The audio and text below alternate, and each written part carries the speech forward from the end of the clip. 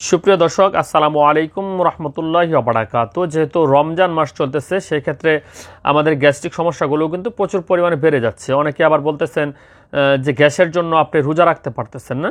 সেক্ষেত্রে বলবো যে দেখেন আসলে আপনার স্বাস্থ্যগতভাবে যদি সুস্থ থাকতে চান আপনাকে খাবার দাবার কন্ট্রোল করতে হবে, এবং বৈজ্ঞানিকভাবে এটা প্রমাণিত যারা রোজা রাখে বা উপবাস করে তাদের ক্ষেত্রে আপনার গ্যাস্ট্রিক সমস্যা আস্তে আস্তে কমে যায়। সেক্ষেত্রে কেউ যদি বলেন যে আপনি গ্যাস্ট্রিক সমস্যার জন্য রোজা রাখতে পারতেছেন না, এটা একেবারে ভুল ধারণা।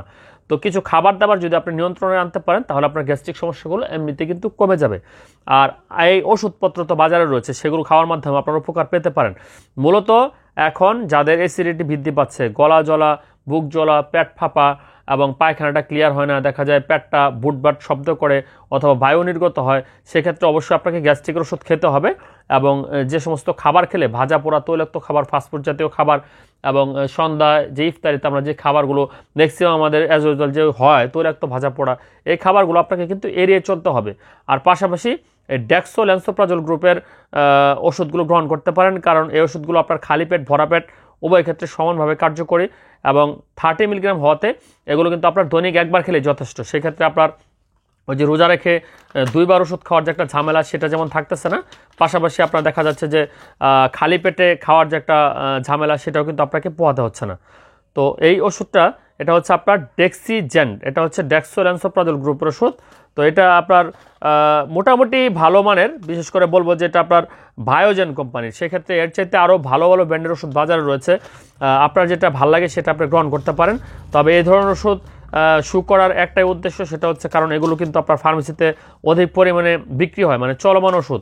সেক্ষেত্রে ফার্মেসি থেকে আপনি যখন কিনে আনবেন তখন এই নিয়মকানুনগুলো জানাটা অত্যন্ত জরুরি। কারণ দেখেন যে যেগুলো হাই কোয়ালিটি ভালো ব্র্যান্ডের ওষুধ সেগুলো কিন্তু আমরা কম বেশি সকলেই জানি।